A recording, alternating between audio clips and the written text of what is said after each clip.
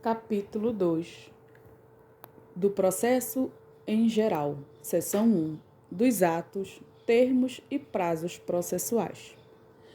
Os atos processuais serão públicos, salvo quando o contrário determinar o interesse social e realizar-se-ão nos dias úteis de 6 às 20 horas.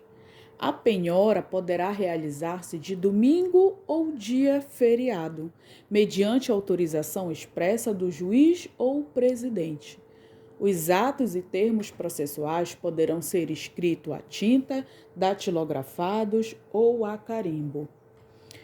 Os atos e termos processuais que devam ser assinados pelas partes interessadas, quando estas, por motivo justificado, não possam fazê-lo, serão firmados a rogo, na presença de 2 testemunhas, sempre que não houver procurador legalmente constituído. Os termos relativos ao movimento dos processos constarão de simples notas, datadas e rubricadas pelos secretários ou escrivão.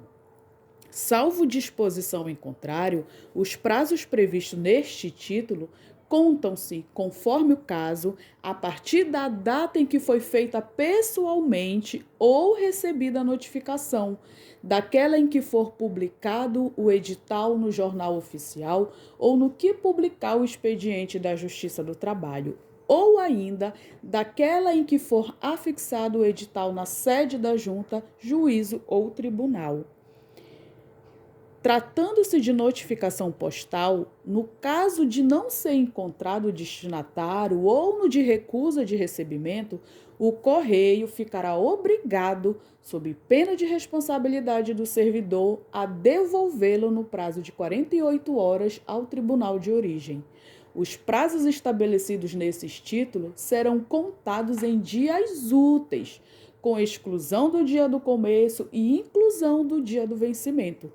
Os prazos podem ser prorrogados pelo tempo estritamente necessário nas seguintes hipóteses: quando o juiz entender necessário, em virtude de força maior devidamente comprovado, ao juízo incumbe dilatar os prazos processuais e alterar a ordem de produção dos meios de prova, adequando-os à necessidade do conflito de modo a conferir a maior efetividade à tutela do direito.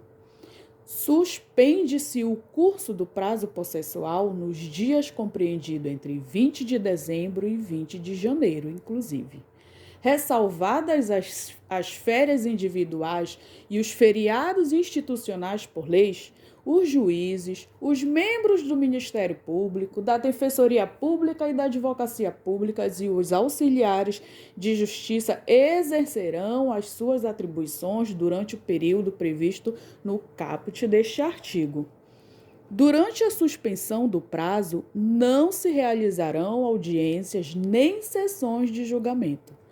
O vencimento dos prazos será certificado nos processos pelos escrivãos ou secretários. Os requerimentos e documentos apresentados, os atos e termos processuais, as petições ou as razões de recursos e qualquer outros papéis referentes aos feitos formarão os autos dos processos, os quais ficarão sob responsabilidade dos escrivãos ou secretários.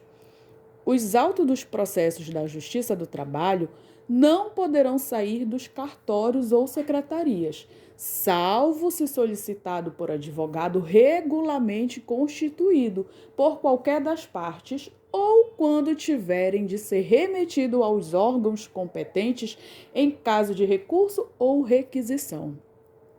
As partes ou os seus procuradores poderão consultar com ampla liberdade os processos nos cartórios ou secretarias. Os documentos juntos aos autos poderão ser desentranhados somente no fim do processo, ficando translado.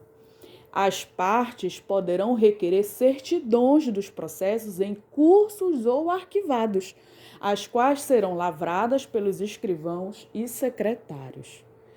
As certidões dos processos que correrem em segredo de justiça dependerão do despacho do juiz ou presidente.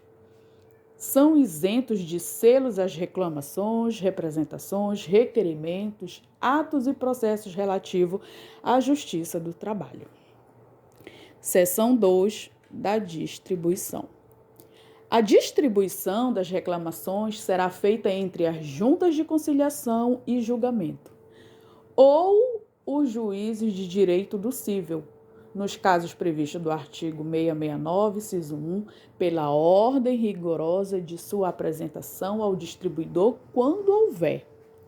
As reclamações serão registradas em livros próprios, rubricada em todas as folhas pelas autoridades a que estiver subordinado o distribuidor.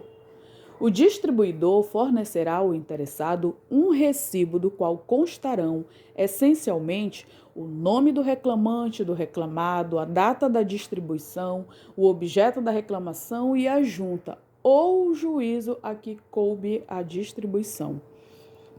A reclamação verbal será distribuída antes de sua redução a termo. Distribuída a reclamação verbal, o reclamante deverá, salvo um motivo de força maior, apresentar-se no prazo de 5 dias ao cartório ou à secretaria para reduzi-la a termo, sob pena estabelecida no artigo 731. A reclamação escrita deverá ser formulada em 2 vias e desde logo acompanhada dos documentos em que se fundar.